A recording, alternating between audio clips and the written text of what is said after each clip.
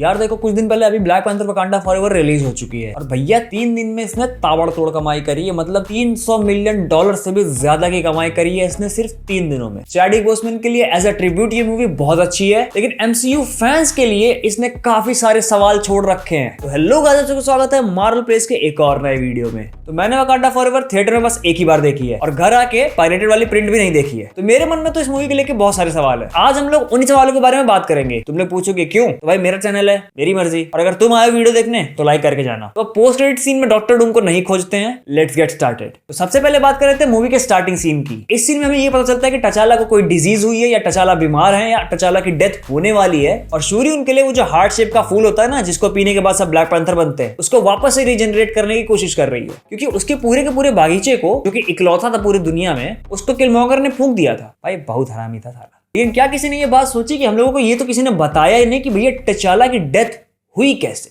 मतलब क्या बीमारी थी, क्या प्रॉब्लम था भैया? कहाँ वॉर में लड़के आए थे, गोली लगी थी, क्या हुआ था? मतलब ऐसा कौन सा डिजीज है जिसका क्योर वकांडन्स के पास तक नहीं? हम लोगों को ये पता चला कि उनकी डेथ होने वाली है और उनके बचने के चांसेस बहुत कम हैं, बट डिजीज का नाम कहीं भी नहीं लिया गया है मूवी में। आई मीन उनको रियल लाइफ में जिस तरीके का अग्रेसिव कैंसर हुआ था, हो सकता है उसी से इंस्पायर्ड होकर मूवी में वो चीज दिखाई गई हो, पर एक भी बार मूवी में कैंसर वर्ड नहीं यूज हुआ है। तो अगर मान के चलें कि अगर उनको कैंसर हुआ था तो वकांडन्स के पास कैंसर का इलाज नहीं है, ये थोड़ा सा अटपटा सा लगता है। तो अगर कॉमिक्स की बात करें तो वाइब्रेनियम सिकनेस नाम की एक बीमारी होती है, जो कि वकांडा के माइनर्स, जो कि एक अनप्रोसेस्ड वाइब्रेनियम ओर को माइन करते हैं, उनको वो बीमारी हो जाती थी। पर नई टेक्नोलॉजी आने की वजह से अब ये बीमारी वकांडा में नहीं है। और तुम लोगों को याद होगा कि पहली ब्लैक पैंथर मूवी में आखिरी में जो किलमॉन्गर के साथ टचाला की फाइट होती है, उसमें काफी बार टचाला की बॉडी वाइब्रेनियम के रेडिएशन के लिए एक्सपोज हो जाती है। आई मीन उनका सूट बार बार खुलता बंद होता रहता है, तो उनकी बॉडी पर वो वाइब्रेनियम का रेडिएशन काफी असर कर सकता है। तो हो सकता है कि एमसीयू में ये बात भले ही बोली ना गई हो, पर आई थिंक कि उनकी डेथ वाइब्रेनियम सिकनेस से ही हुई होगी। या फिर एक और थ्योरी सामने आती है कि कहीं वो हार्ट शेप का जो फूल है, उसको एक ही हफ्ते में कई बार लेने से भी कुछ साइड इफेक्ट्स हो सकते हैं। आई मीन हु नोस, भैया आसमान से गिरा है फूल और तुम उसको खा रहे हो तो थोड़ा साइड इफेक्ट करेगा ही ना। अब इसी से रिलेटेड एक दूसरा सवाल भी मेरे मन में आ रहा है कि जो वाइब्रेनियम है ना,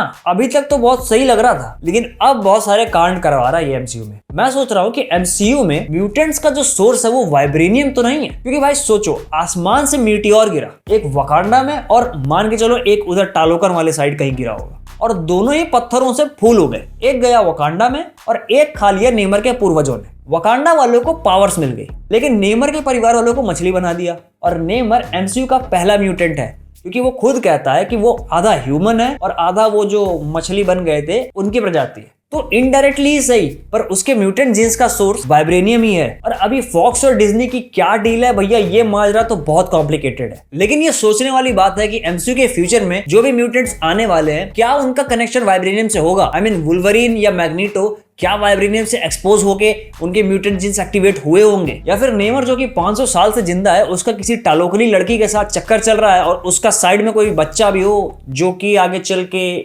म्यूटेंट निकल जाए?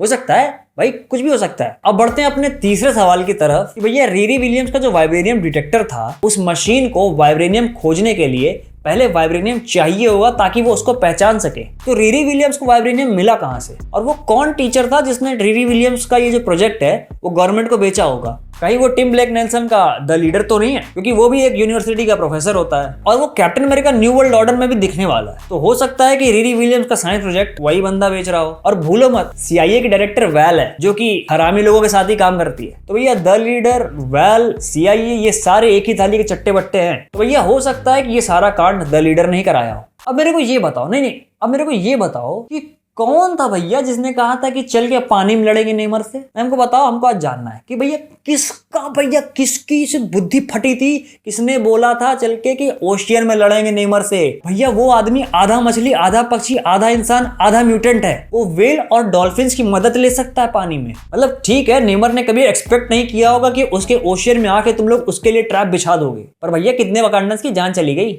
और भैया जब नेमर ने बोला था कि अगले हफ्ते हम फिर वकांडा लौटेंगे, तो तुम चले गए समुद्र में मुझसे लड़ने। वाह, वकांडा में जाल बिछा लिए होते, एक हफ्ता था तुम्हारे पास। पिक्चर नहीं देखते क्या? तो भैया ये थे मेरे कुछ सवाल जो कि मुझे ब्लैक पैंथर वकांडा फॉरएवर देखते हुए आए मन में, और तुम लोगों को अगर जवाब पता हो तो बता देना यार कमेंट्स में। तो अब इस वीडियो को यहीं पर एंड करते हैं। वीडियो पसंद आई है तो लाइक कर देना, या तुम्हारे कोई दोस्त जो कि मार्वल फैंस हो तो उनको ये वीडियो जरूर शेयर कर देना। और मार्वल से रिलेटेड ऐसी मजेदार वीडियोस देखने के लिए मेरे चैनल सब्सक्राइब करना बिल्कुल मत भूलना। तो अब मैं अभी चलता हूँ, मुझे ये जानना है कि शूरी के पेट में जब वो भाला लगा था तो खून क्यों नहीं निकला था।